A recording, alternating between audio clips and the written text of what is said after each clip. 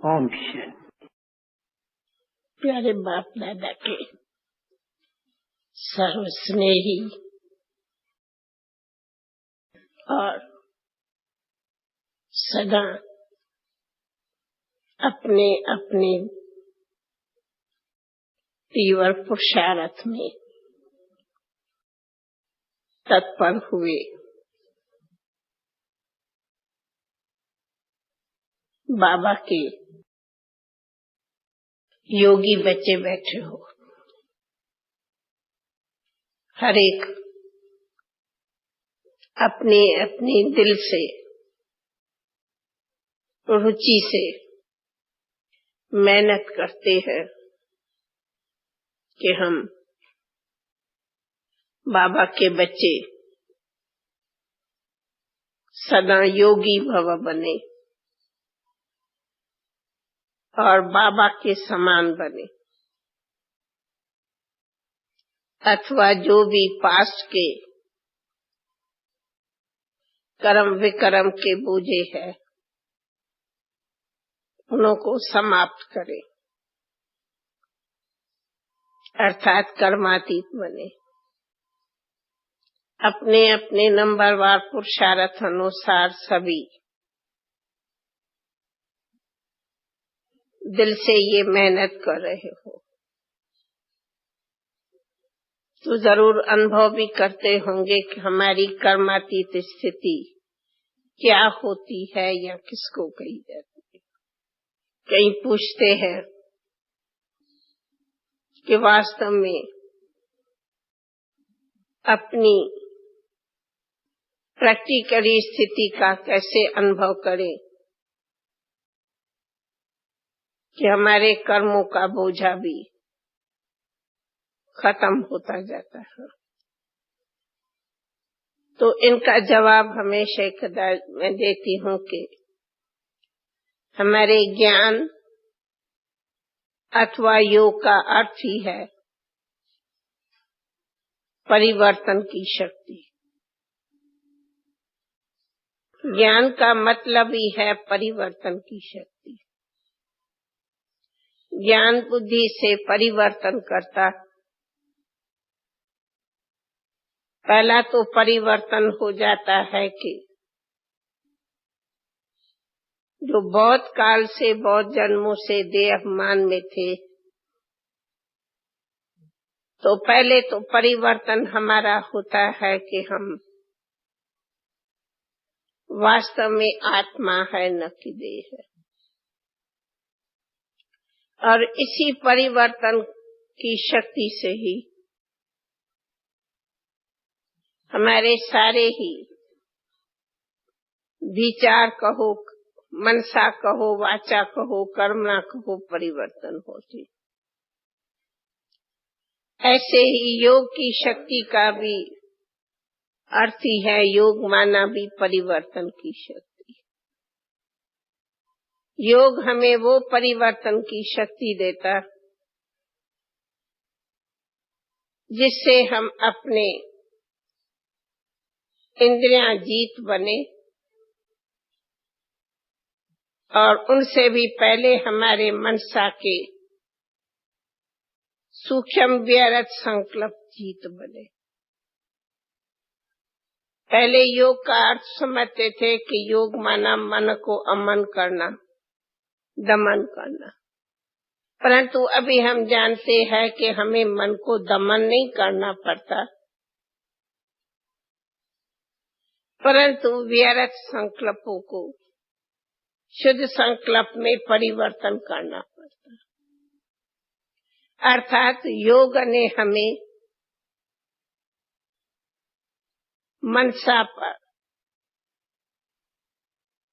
व्यर्थ संकल्पों पर, वृत्तियों पर कंट्रोल करने की शक्ति देता। तो सबसे पहले खुद का चार्ट रोज ये चेक करना पड़ता कि मेरे मनसा के व्यर्थ संकल्पों की कहाँ तक स्थिति बदल गई है। ज्ञान ने बताया व्यर्थ क्या होता है, वेस्ट थॉट्स क्या होता है। बुरे माया के संकल्प क्या होते, वृत्तियां क्या होती, ये ज्ञान से हमें जानकारी मिली है। हम समझते हो कि ये बात तो हर एक अच्छी तरह से जानते थे। बुरे संकल्प किसको कहते, बुरी मनसा किसको कहते। चाहे बुरे काम की वृत्तियां रहती है, चाहे किसी दूसरे के प्रति बुरी वैर विरोधों की भावना होती है, चाहे किसी के प्रति हमारी दुश्मनी को नफरतें होती है, अथवा कोई भी वस्तुओं में तीसरा आसक्तियां होती है, कोई भी प्रकार की आकर्षण है, ये सब है बुरे भावना। जितना जितना मनसा में बुराई होगी, उतना उतना देह का अभिमान अथवा अहंकार भी बढ़ता जाएगा। इसलिए ये जितनी भी हमारी मनसा की वृत्तियां शुद्ध नहीं होंगी, उतना उतना सूक्ष्म हमारे कर्मों का बोझा बढ़ता जाता। इसलिए हमारे को सबसे पहले बुद्धि की ये चेकिंग रखनी पड़ती कि हमारी बुद्धि कितनी साफ, स्वच्छ, शुद्ध, पवित्र है, स्व के प्रति भी, दूसरों के प्रति भी। जैसे मिसाल साइंस के सभी साधनों में देखते हैं कि हर बात में लाइन क्लियर चाहिए। अगर लाइन कहाँ भी कोई क्लियर नहीं होगी तो हमें कुछ भी क्लियर नहीं मिलेगा। ये साइंस भी बड़ी सूक्ष्म में जाती, सब बातों की कितनी वायरलेस वगैरह क्लियर सूक्ष्म में करती है, परंतु उनसे अति सूक्ष्म हमारी बुद्धि की लाइन है। तो सबसे पहले हमारे को देखना है कि मैं अपने अपने अपने पुरुषार्थ से मैं संतुष्ट हूँ, सेटिस्फाई हूँ। पुरुषार्थ माना कि मैं अपनी इंद्रियों का अपना विजयी हूँ, इंद्रियां जीत हूँ, चाहे दृष्टि की, चाहे वृत्ति की, चाहे वाचा की, चाहे कर्मणा की, चाहे लौकिक में, चाहे अलौकिक में, चाहे व्यवहार में, चाहे परमार्थ में। मैं अपना चार्ट देखूं कि मेरी इंद्रियां मेरे वश है,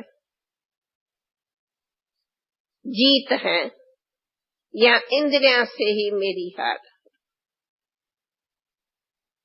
मिसला कई मेरे से कहते हैं, इंद्रिय सुख की क्या अनुभूति होती। मैं कहती हूँ अति इंद्रिय सुख का अर्थ ही है इंद्रिया जीत का सुख। इंद्रियां जीत रहेंगे तो अति इंद्रिय सुख होगा, इंद्रियां जीत नहीं तो अति इंद्रिय सुख भी नहीं अनुभव करेंगे।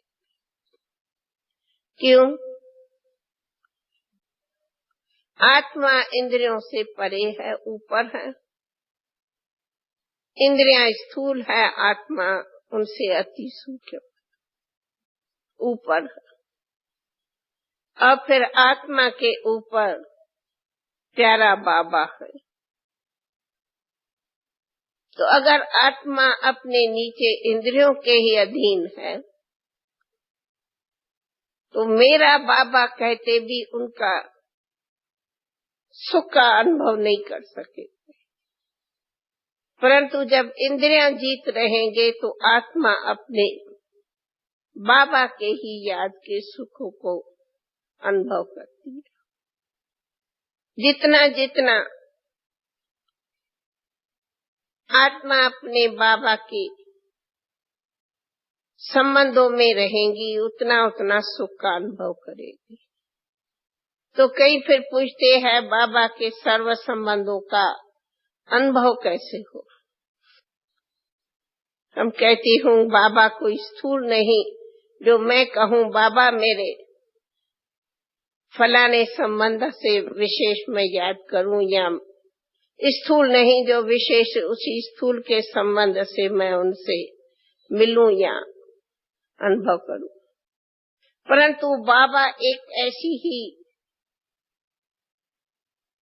प्यारे से प्यारी वस्तु है जो जैसी तरह से मैं उनको संबंध में चाहूं वैसे मैं संबंध में उनको पाऊं। बाबा हैं, बाप हैं, तो वर्षे का अनुभव मिलता है। माता है तो प्यार की पालना मिल जाती है। सखा है तो ऐसे लगता जैसे हमारा सच्चा वही दोस्त है। माशूक है तो लगता है कि एक के सिवा दूसरा दुनिया में मेरा कोई है ही। ऐसे कई प्रकारों से अपने सर्व संबंधों का अपनी आत्मा में एक बड़ी विशेष अनुभूति रहती, और ये सभी भी तभी होता है जब विशेष एक बात ये जरूर अपने ध्यान रखें कि बाबा ने हमें सबसे पहला बहुत बहुत सरल लेसन दे रखा है, जैसा मैं बाप हूँ वैसे तुम बच्चे हो। ये है बहुत बड़ा सरल लेसन। हम इसी लेसन से अपने को बहुत आगे अनुभव करती हूँ या उड़ती हूँ कि जैसा मेरा बाप वैसे मैं आत्मा बच्चा हूँ। भक्ति में ये समझा वो बहुत ऊंचा है, हम नीच हैं, और ज्ञान ने हमारे इसी ऊंचाई नीचाई की खाई को भर दिया, और जैसा बाप है वैसे हम बच्चे हैं। जो बाप का घर है सो हमारा घर है, जो बाप की शक्तियां हैं वही हमारी शक्तियां हैं, जो बाप के गुण है वे हमारे गुण हैं। तो जब ही ऐसा अपने को इतना ही समान में बाबा के समीप में देखते तो ऑटोमेटिकली वो बाप की शक्तियां कहो, गुण कहो, सूक्ष्म संस्कार करो, खुद में भर जाता। तब मुझे कई बार एक बात पर बहुत बहुत तरस पड़ता, अथवा दिल में एक बात मुझे कभी कभी सुनने में लगती। कई बाबा के मीठे मीठे बच्चे पुरुषार्थ से थक जाते तो क्या करूं, मेरे में ये कमजोरी है, मेरी कमजोरी खत्म नहीं होती। मैं कहती हूँ या कहता हूँ ना, मैं कमजोर हूँ, मेरी ये वीकनेस है, मैं ये कमजोर हूँ, मैं चलते चलते थक जाती हूँ या थक जाता हूँ और सारी मेरी बैटरी वीक हो जाती है। मेरे में वो शक्ति नहीं, मेरे में वो उमंग नहीं, मेरे में ये मेरी बातें वो पुरानी अज्ञान दुनिया की फिर करने लग जाते। तो जब मैं किसकी ऐसी भाषा सुनती हूँ तो मुझे बड़ी दिल में एक क्या कहूँ, कैसे शब्द से कहूँ कि वो लगती है कि यह आत्मा इतना अपने को क्यों निर्बल कर रही है, जबकि निर्बलों को बल देने वाला बलवान बाबा मिला तो ये अपने को निर्बल क्यों कर रही है। ये क्यों कहती मेरी बैटरी वीक हो गई है, बस चलती ही नहीं, खड़े हो जाते हैं। वो ड्राइवर कौन सा जो अपनी बैटरी को सदा चार्ज करके न रखे, कमजोर क्यों करे।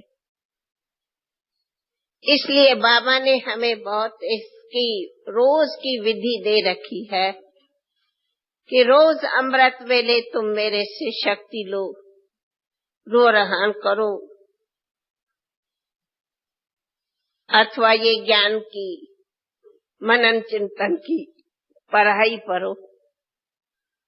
ये बाबा ने इतनी बड़ी रोज की विधि दे रखी है जो वास्तव में हम जैसे बाबा के स्टूडेंट्स को, बच्चों को ये कभी नहीं बाबा के सामने में कहना चाहिए, जो लेना देना चाहिए, ये बात करनी चाहिए।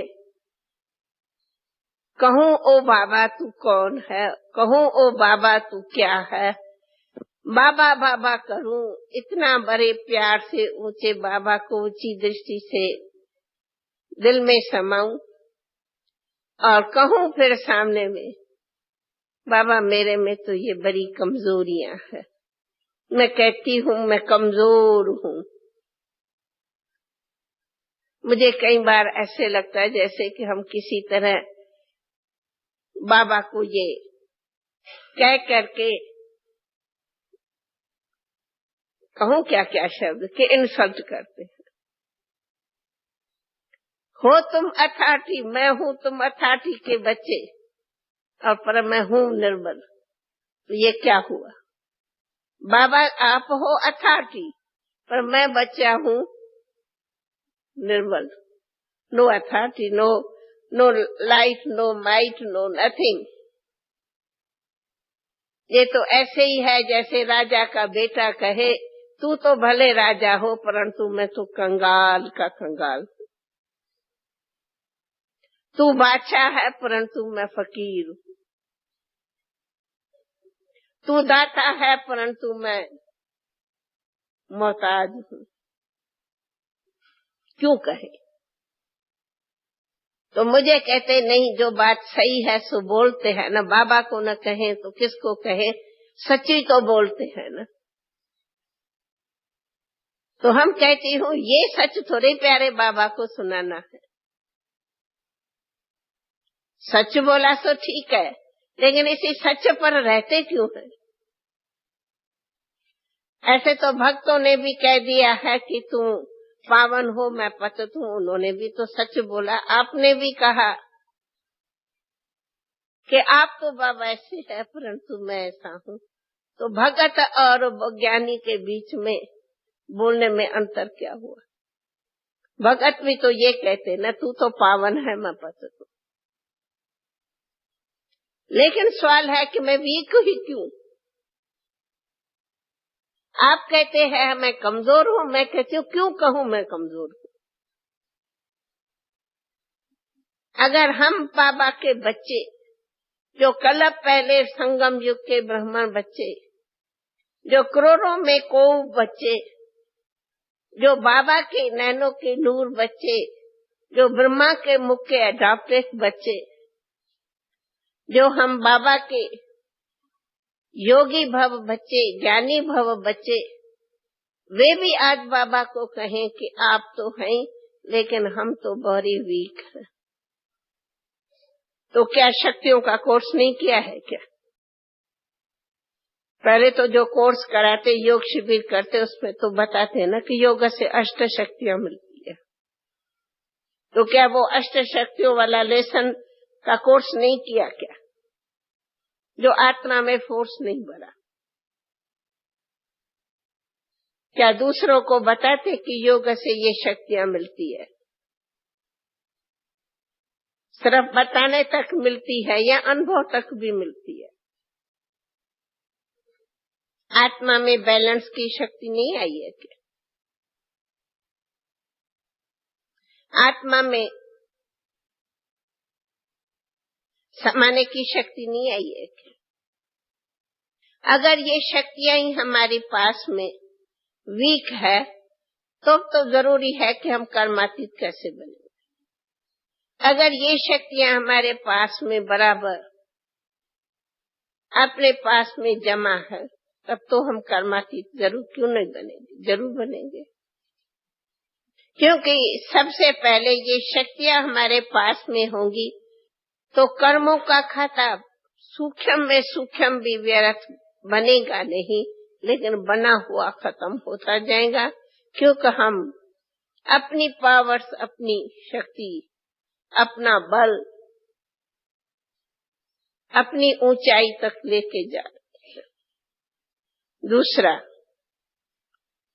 कर्मातीत अवस्था बनाने के लिए एक बात हम हमेशा ध्यान रखती हूँ, मैं साथ साथ अपने अनुभव से भी बोलती हूँ। कई कहते हैं कि दुनिया के तूफान आते, माया के तूफान आते, स्वभावों के तूफान आते, फलाने तूफान आते। हम कहती हाँ, क्यों नहीं तूफान आते। देखो ये ठंडी है, कहने में तो आएगी ना भाई, ठंडी बहुत है, बर्फ है, लेकिन उसका साधन भी तो है ना। ठंडी है तो आप अपने को कैसे सेव करो। बैठ के चिल्लाएंगे ठंडी है, ठंडी है, क्या चिल्लाने से ठंडी कोई भाग जाएंगी क्या, या मैं ठंडी प्रूफ हो जाएंगी? नहीं, ठंडी का साधन करना पड़ेगा ताकि ठंडी न लगे। ऐसे ही ये सृष्टि तो है ही माया का खेल। कभी उसमें बीमारियों के तूफान आएंगे, कभी उसमें व्यवहारों के तूफान आएंगे, कभी उसमें लौकिक संबंधों का तूफान आएंगे, कभी समाज के तूफान आएंगे, कभी गवर्नमेंट के तूफान आएंगे। कई प्रकारों के दुनिया के अनेक तूफान होते। कभी अपने पराये हो जाएंगे, कभी पराये अपने हो जाएंगे, दोस्त दुश्मन हो जाएंगे, दुश्मन दोस्त हो जाएंगे। ये तो दुनिया का खेल है। तो मैं पूछती हूँ, मैं खिलाड़ी हूँ या मैं भी खेल करने वाला एक खिलौना हूँ?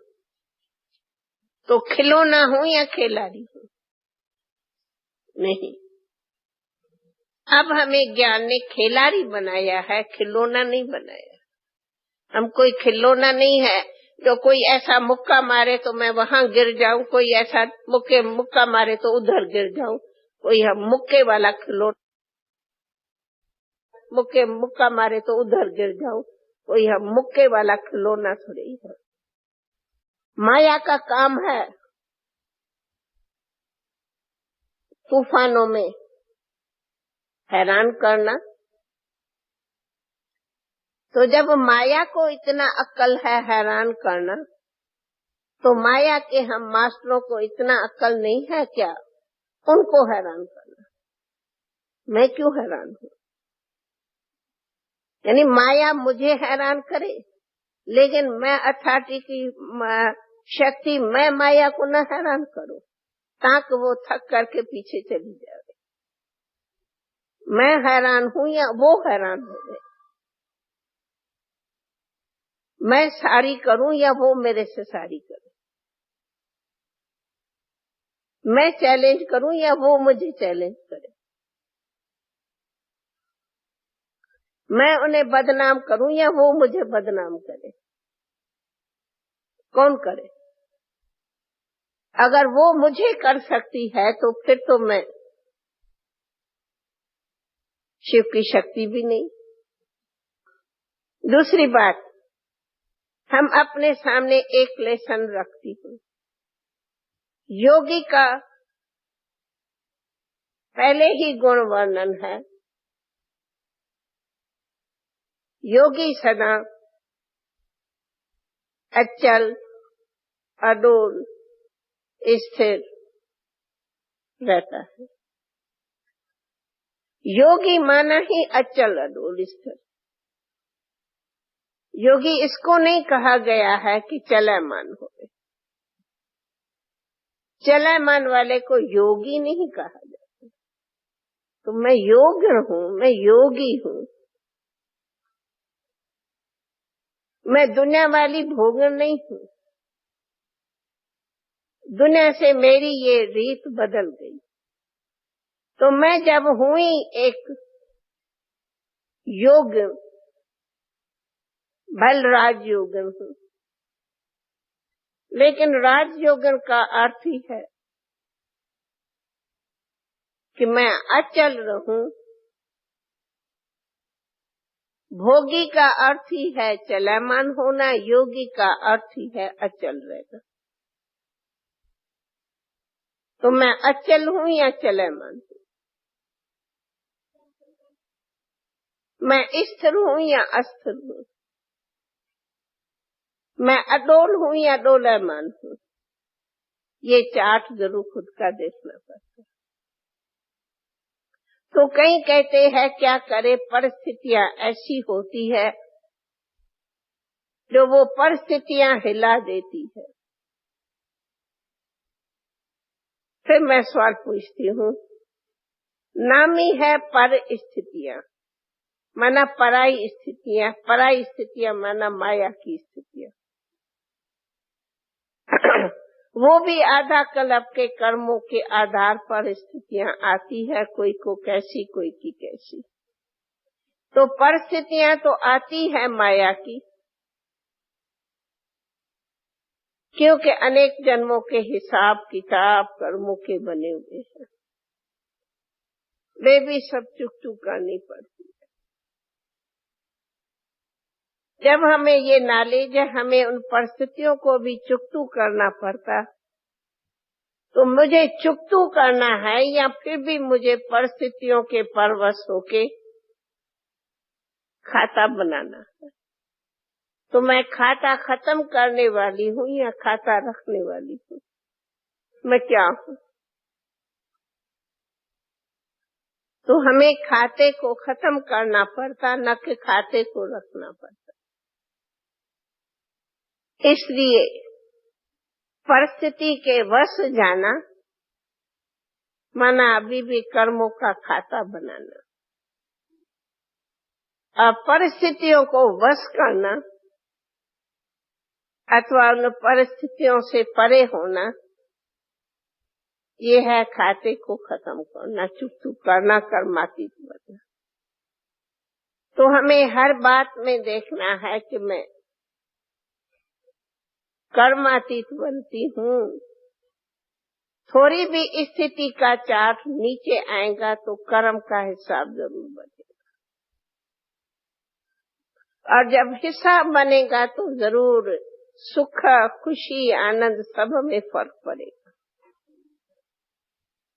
और हिसाब चुकतू होगा तो हमारी खुशी, सुख, आनंद इतना ही ऊंचा रहेगा। इसलिए योगी के लिए एक ये भी विशेष डायरेक्शन है कि जैसे है कि बाप समान बनो, वैसे ये भी डायरेक्शन है कि स्थिति सदान समान, यानी एक रस। एक रस का भी दो अर्थ होता है। एक तो एक बाबा के याद के रसों में रहो। तो जो एक बाबा की याद की रस लेता रहता, वो अपनी स्थिति भी एक रस रख सकता। अगर एक के रस में नहीं रहते सुख में, तो स्थिति भी एक रस नहीं है। और स्थिति एक रस नहीं होगी तो कभी थोड़ी खुशी, कभी बहुत खुशी, कभी गम, कभी उदासी, कभी रोना, कभी आंसू बहाना, कभी मन का रोना, कभी नैनों से रोना, कभी उदास हो जाना, कभी मूड ऑफ हो जाना, कभी उमंग में आना, कभी उमंग छोड़ के नाव में होके बैठना, कभी तरंग आएंगे, कभी नहीं आएंगे, सुस्त हो जाएंगे, रुचि टूट जाएंगी। ये सभी तभी होता है जबकि अपने को एक रस बैलेंस में नहीं रख सकते। तो नीचे ऊपर नीचे ऊपर नीचे ऊपर स्थिति शक्ति गंवा देती। जितनी जितनी स्थिति को नीचे ऊपर बार बार करेंगे उतनी आत्मा की शक्ति वेस्ट होती। फिर भरो, फिर नीचे हुए, फिर भरो, फिर नीचे हुए। फिर वो क्या हो जाता कि आत्मा की जो असल शक्ति है वो बार बार नीचे नीचे आने से कभी टूट पड़ती। जैसे कोई वायर है, एक बार जोड़ा, दूसरा बार जोड़ा, तीसरा बार जोड़ा, पीछे कहते अभी तो ये सर गई है। पीछे वो घड़ी घड़ी रजिस्टर नीचे होगा ऊपर होगा, नीचे होगा ऊपर होगा। तो उसमें क्या हो जाएगा कि आत्मा की जो शक्ति जमा होती गई, बढ़ती गई, वो आप कमजोर हो जाती। इसलिए अपने रजिस्टर को नीचे किसी भी कारण से नहीं करो। समझो आज मेरे को खुशी है, मैं बहुत अच्छी सर्विस कर सकता हूँ और मैं किया, बहुत अच्छा, आज मुझे खुशी आ गई कि मैंने सर्विस की, ये तो अच्छी की ना। परंतु कल करने गए तो इतना अच्छी नहीं हुई, तो उसका भी इफेक्ट हो जाता, क्या तो कुछ नहीं हुआ, इसने ऐसे किया तो नहीं हुआ, या ये कारण हुआ तो नहीं हुआ, आज तो मूड खुशी में ही नहीं है। फिर अपना मन को ऐसे ऐसे हिलाते रहते। सब दिन कैसे एक जैसा सब कार्य होगा? सदा हम कहें कि एक ही हमें बहुत ऊंचा रेसमान मिले, ये कैसे होगा? ये तो होगा भी नहीं। ये तो दुनिया के खेल में कभी कैसा मिलेगा, कभी कोई कैसा, कभी कैसा, ये तो होता रहेगा। इसलिए हम कई बार कहती हूँ कि बाबा कहते सर्विस का उमंग रखो, ये राइट है, लेकिन सर्विस का जोश मत भरो। मेरे कहने का मतलब है सर्विस में उमंग जरूर रखो, लेकिन जो सर्विस का जोश भरते हैं, मैं करूं ये सर्विस, मैं ये करूं, मैं यूं करूं, अब फिर अगर नहीं होती है, ऐसी स्थिति नहीं बनाओ। सर्विस करना ये हमारा कर्तव्य है। कर्तव्य में रुचि रखना ये हमारा फर्ज है, नेचुरल है। लेकिन उसके टू मच में जाना ये रॉन्ग है।